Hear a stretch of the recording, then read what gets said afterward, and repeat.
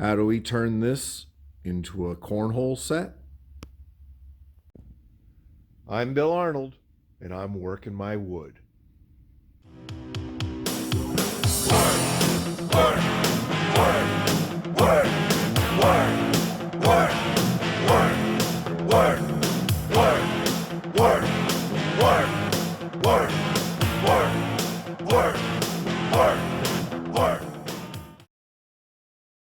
Today, we're going to make a cornhole set.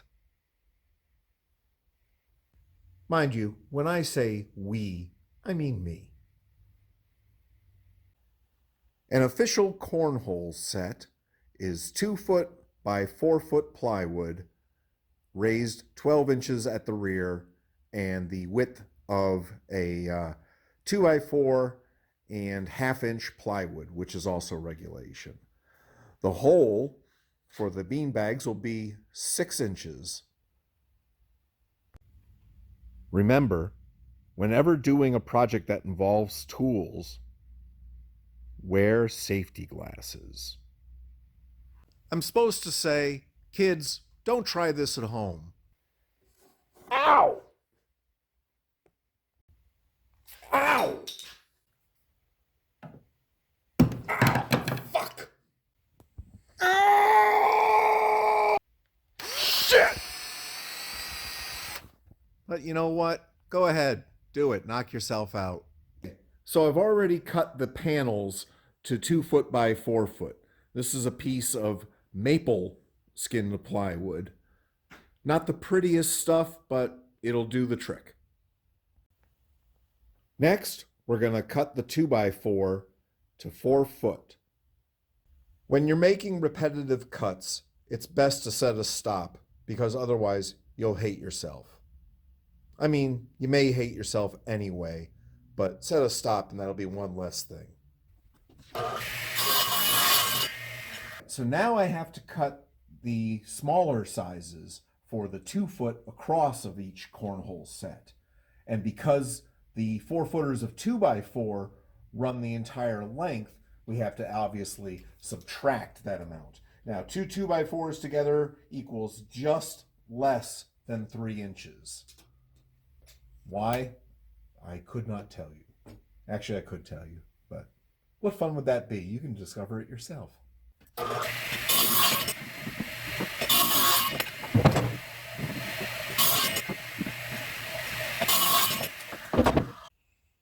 I now have 4 4-footers and 4 2-footers to make the 2 sets.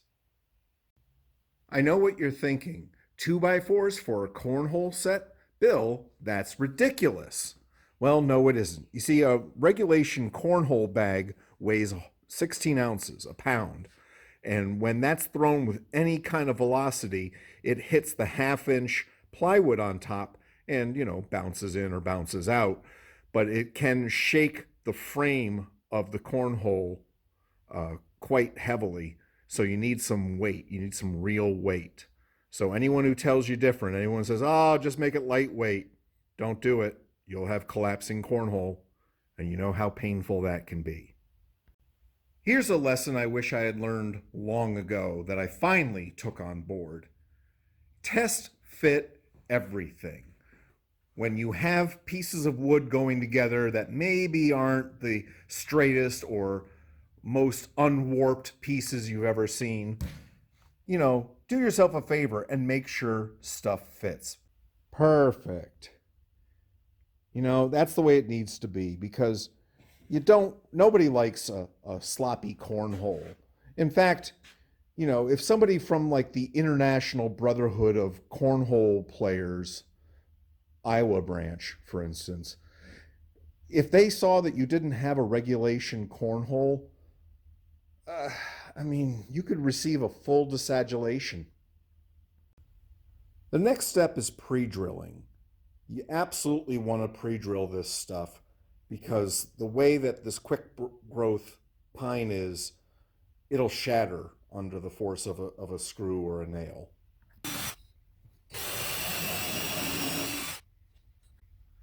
This is an impact gun. Do yourself a favor. Get one. They're awesome.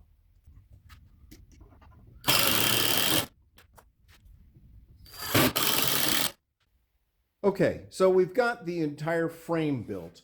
Now's the time to plate down the plywood. So the way we're going to do that is I'm actually going to glue it first and then drive screws down through the plywood into the 2x4s.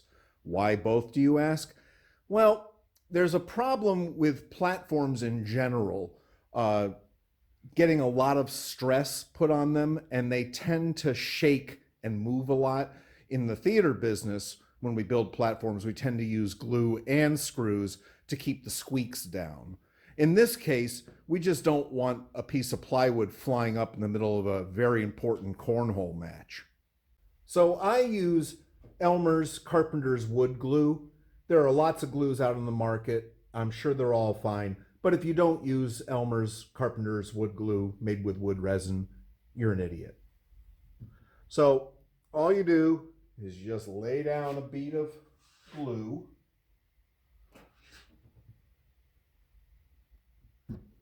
Looks delicious, doesn't it? And then just smooth it out. Now, I've seen lots of people on YouTube with these fancy glue rollers and stuff like that. And that's all well and good. You can absolutely buy one of those. It's not my taste because, frankly, I don't want another thing to clean up. I can wash my hands pretty quickly. So I'm just about to start plating down this plywood top here. And one of the things you want to make sure of is that you're making good contact everywhere. And make sure, if you know that your plywood is square, and I checked mine with a square, then you can see how square or unsquare your frame is, because 2x4s twist and such, especially when you screw them together, they tend to go crazy. So what I like to do is I actually will run down one line of screws and then go over to the other side and adjust for square. 1 5/8 drywall screws.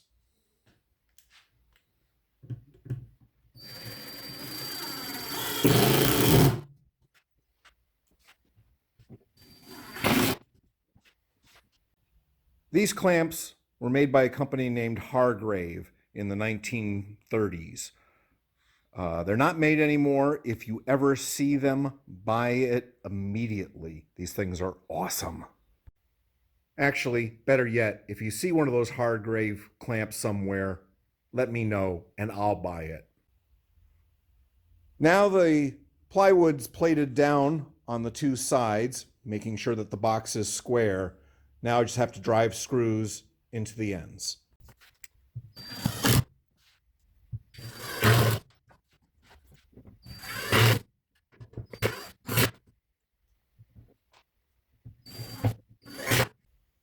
Also, another bit of advice I wish I had taken years ago. If you come along a bad screw, and who hasn't, college and all, but if you come along a bad screw, don't try to make it work. Don't save it. Don't try to use used screws. Throw them away. They're just not expensive enough to make it worth the inevitable disappointment that a bad screw will leave you with.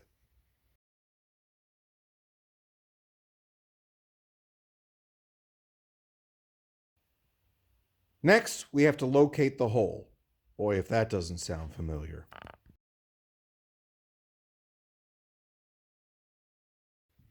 Regulation cornhole. The center of the hole is 9 inches from the top and 12 inches on center.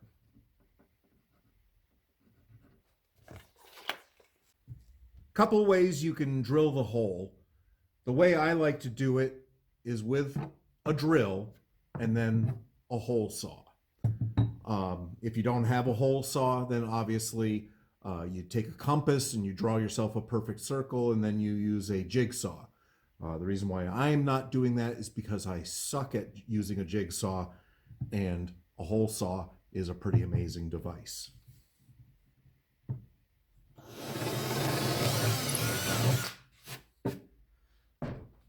So I drill a clearance hole to tell me where I'm going to be.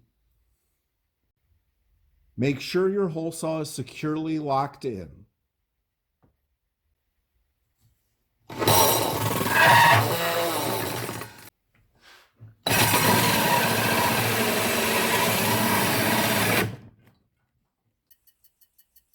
And there we go.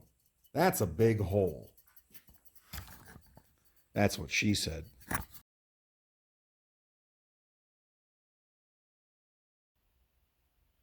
Now it's looking a bit more cornholio. Yeah, that's it. Cornholio. Next, the legs. The legs need to be 12 inches long, or rather, the cornhole set needs to be 12 inches raised. So what I do is I actually cut 12-inch pieces of 2x4 for the legs and then trim them to get the right height.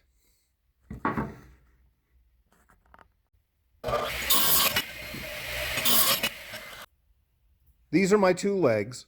So now I'm going to radius the tops on them so they can fold under the cornhole set for easy storage. Again, a way to do this would be to use a jigsaw to make that curve. Again, I suck at using a jigsaw. So what I do is I just miter the corners and then bring it over to the big belt sander.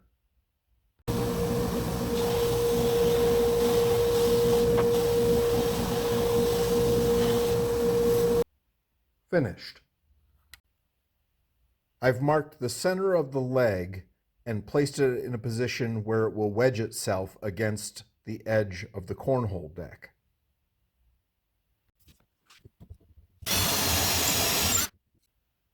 I'm using a 1/4-inch carriage bolt, which I will attach with a wing nut on the inside. The important thing to do on carriage bolts is make sure that you set them cleanly. They have a square shoulder on them when you drive them into the wood, and that locks them in from turning.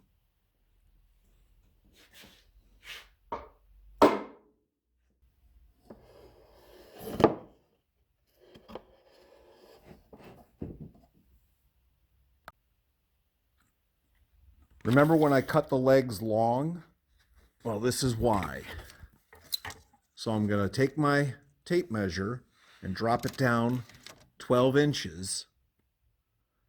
And then I just have it propped up here. I'm going to cut this leg on an angle so it makes the most contact with the ground. Again, to keep the unit from shaking too much when 1-pound beanbags hit. So as you can see, it's standing up. I measured it. It's 12 inches. It does not rock. That's another reason to leave those legs long, is that you can never be entirely sure that you're even side to side with your location of your bolts, which is obviously the axis point. So leave yourself a little room to go back and correct things. So I'm just going to do a little sanding on the edges to keep the splinters down, and then finishing. Now, the thing with finishing on a cornhole set is that you've got to seal everything. These sets sit outside, probably left outside in the rain sometimes, but certainly in amongst wet grass and whatnot, and they will start to fall apart and delaminate unless they're really well sealed.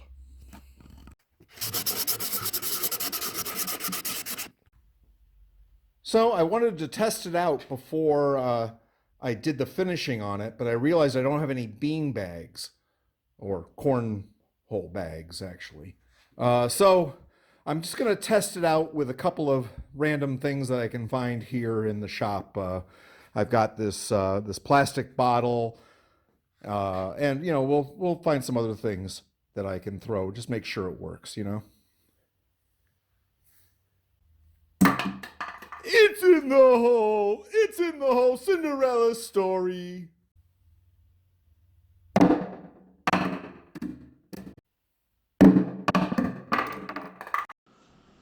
Well, this was a fun project. I still have some more work to do on these. I'm going to make adjustable legs for one of my clients and maybe a light up ring on the inside for nighttime play. Join me next time when I tackle another interesting project that I've probably never done before. I'm Bill Arnold, and I'm working my wood.